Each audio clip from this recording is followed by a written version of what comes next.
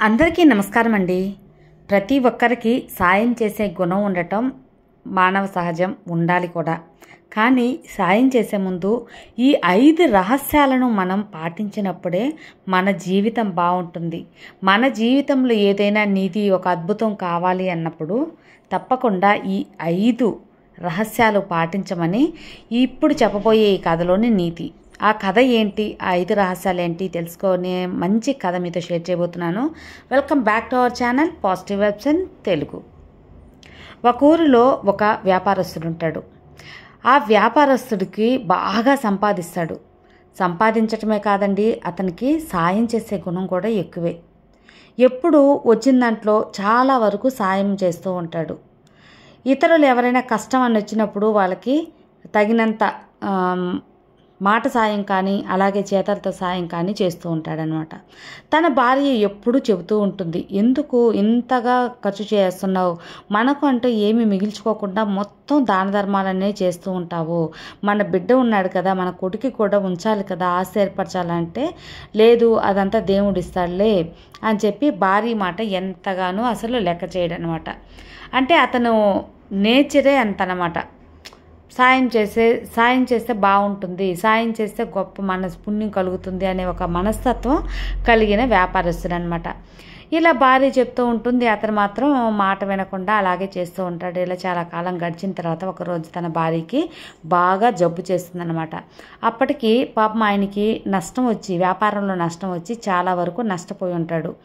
దీనికి తగ్గట్టు భార్యకి అనారోగ్య పరిస్థితి రావడంతో తన ఊరిలో ఉన్న హాస్పిటల్లో వచ్చి ఇక్కడ సరవదు, పట్టణానికి తీసుకెళ్లాల్సిందే అని చెప్పి చెప్తారనమాట. ఇంకేం చేస్తాడు, ఆ వ్యాపారస్తుడు తన భార్యను తీసుకొని పట్టణానికి వైద్యానికి వెళ్తాడనమాట. అక్కడికి వెళ్ళిన తర్వాత చాలా డబ్బు ఖర్చు చేస్తాడు. అతను లాభం వచ్చిందంతా ఖర్చు చేస్తాడు. ఆల్రెడీ నష్టంలో ఉన్న వ్యాపారస్తుడు ఇట్లా తన భార్య జబ్బు పడేసరికి చాలా వరకు ఖర్చు చేస్తాడు. అతను ఇప్పుడు ఏమీ లేకుండా ఉన్న పరిస్థితి అనేది ఏర్పడిపోతుంది. ఒకసారి ఏం చేస్తారంటే, అర్జెంటుగా హాస్పిటల్కి వెళ్ళాలి, తనకు ఓపిక తగ్గి తన స్నేహితుడి దగ్గరికి పోయి అడుగుతాడు, ఇట్లా నా భార్య నేను పట్టణంలో హాస్పిటల్లో చేర్చున్నాను, వెళ్ళటానికి నాకు ఓపిక లేదు, నీ గుర్రం బండి కానీ ఇచ్చావంటే నేను ఈజీగా సులభంగా వెళ్తాను కదా, కొంచెం ఇస్తావా అని చెప్పి అడుగుతాడనమాట. తన స్నేహితుడు వచ్చి, క్షమించరా, నేను నీకు ఇవ్వాలనే ఉంది, కాకపోతే నా గుర్రాలకి కొంచెం జబ్బు చేసింది, అవి నడవలేని పరిస్థితుల్లో ఉన్నాయి, కాబట్టి నేను గుర్రాలు ఇవ్వలేను అని చెప్పి చెప్తాడు. ఆ గుర్రాల బండిని ఇవ్వలేనని చెప్తాడనమాట. సరేలే, ఇవ్వలేకపోతే ఏం చేద్దాము అని బయటికి వెళ్ళిపోతాడు. వెళ్ళి కొంత దూరం వెళ్ళాక ఆ వ్యాపారస్తుడికి ఒక ఆలోచన వస్తుంది.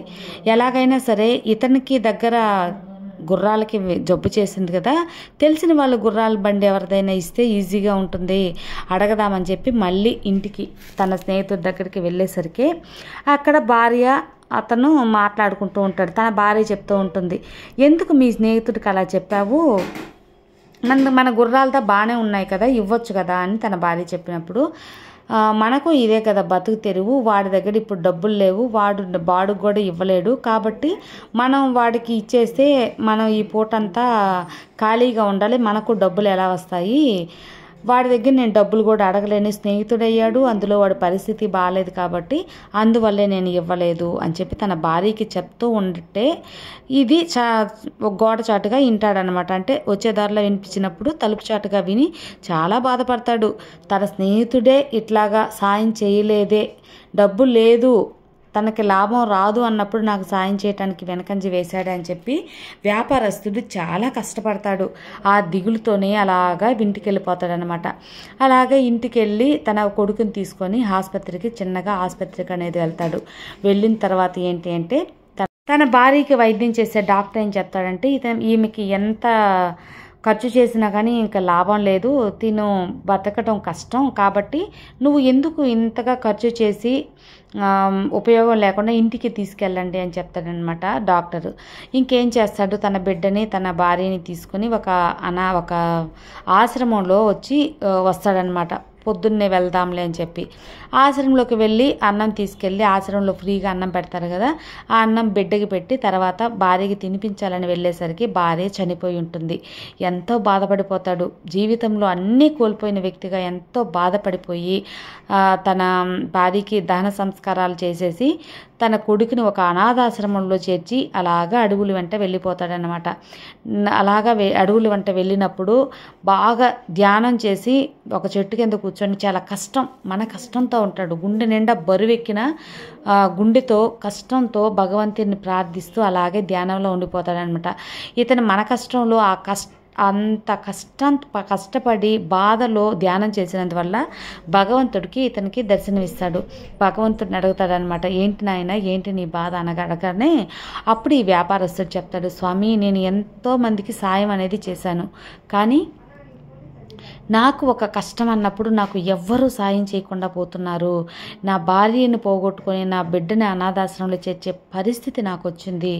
నాకు ఎందుకు ఈ జీవితం? కాబట్టి నాకు ఈ జనాల్లో బతకాలని లేదు. కాబట్టి ఈ అడవిలోనే నేను ధ్యానం చేసుకుంటూ ఇలాగే ఉండిపోతాను. నాకు మనుషుల మధ్య ఉండాలని ఒక ఆశ అనేది లేకుండా పోయిందని చెప్పి భగవంతుడి దగ్గర తన బాధని వెల్లడించుకుంటాడు ఆ వ్యాపారస్తుడు. అప్పుడు భగవంతుడు అతనికి చెప్తాడనమాట, నీకు సాయం చేసే గుణం ఉండటం కరెక్టే, కానీ ఒక 5 రహస్యాలు చెప్తాను. ఆ 5 రహస్యాలు నువ్వు విన్నావంటే తప్పకుండా నీ జీవితం మార్పు అనేది వస్తుంది. ఆ 5 రహస్యాలు ఏంటి అంటే, 1, సాయం చెయ్యి, కానీ సాయం ఎదురు చూడకు. నువ్వు సాయం చేసినప్పుడు నీ మనసు తృప్తిగా ఉంటుంది, కానీ సాయం ఎదురు చూసి వాళ్ళు చేయనప్పుడు నీ మనసు కష్టంగా ఉంటుంది. 2వది, తనకు మాలిన ధర్మం అనేది ఎప్పుడూ పనికిరాదు. నీకు మించిన ధర్మం అనేది చేయకూడదు. నీకని 10 రూపాయలు వెనకేసుకొని తర్వాతే ధర్మాన్ని చేయాలి. ఇదొక రహస్యం అనేది నువ్వు గుర్తుపెట్టుకోవాలి. ఇంకొక విషయం ఏంటంటే, నీ కోసం సమయం అనేది కేటాయించుకోవాలి. నీకు అని సమయం కేటాయించుకొని ఇతరులకి సాయం చేయటం ఉండాలే, కానీ నీకు మించి ఇతరులకి కోసం కష్టపడినప్పుడు నీకు ఫలితం లేకుండా పోతుంది అని చెప్తాడనమాట. ఇక 4వ రహస్యం ఏమిటి అంటే, నువ్వు ఒకరికి సహాయం చేసినప్పుడు వాళ్ళ దగ్గర ఫలితం అనేది ఎదురు చూసి సహాయం చేయకూడదు. ఫలితం ఎదురు చూడకుండా చేసే సహాయానికి ఫలితం ఎక్కువ ఉంటుంది. నీకున్న పాపకర్మలన్నీ తొలగిపోతాయి. కాబట్టి ఎవరి దగ్గర కూడా నువ్వు ఒక సహాయాన్ని ఎదురు చూడొద్దు. నువ్వు చెయ్యి, కానీ వాళ్ళ దగ్గర తిరిగి చేస్తారు అనే ఉద్దేశంతో నువ్వు సాయం చేయొద్దు. ఇది కూడా గుర్తుపెట్టుకో ఉండాల్సిన ఒక మాట అని చెప్తారనమాట. ఇక 5వదిగా, ఎప్పుడు కూడా నీకు సాయం చెయ్యాలి, ధర్మంగా ఉండాలి, ఇతరులకి నేను ఉపయోగపడాలి, నా వంతు సాయం చేయాలి, హెల్ప్ అండ్ నేచర్ అనేది నీ మనసులో ఉంటే చాలు. అది నిన్ను సాయం చేసేదానికి ఒక ఆయుధంగా ఉపయోగపడుతుంది. చేసే అని ఆలోచన, ఆ గుణం నీకుంటే సరిపోతుంది. ఎలాగైనా సరే నువ్వు ఆ కష్ట సమయంలో తప్పకుండా సాయం చేస్తావు.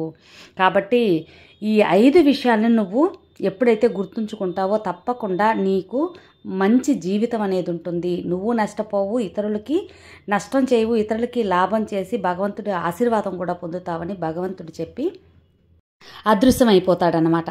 తర్వాత అతను నమస్కారం స్వామి అని చెప్పి దండం పెట్టుకొని ఆ నేలతల్లికి, భగవంతుడు నిల్చున్న స్థలంలో నేలతల్లికి దండం పెట్టుకునే లోపల అక్కడ ఒక చెంబు లాంటిది, ఏదో ఒక కంబి లాంటిది దొరుకుతుంది. ఆ కంబిని లేపగానే కొంచెం లోడితే అతనికి ఒక నిధి అనేది, ఎక్కువ బంగారం అనేది దొరుకుతుంది.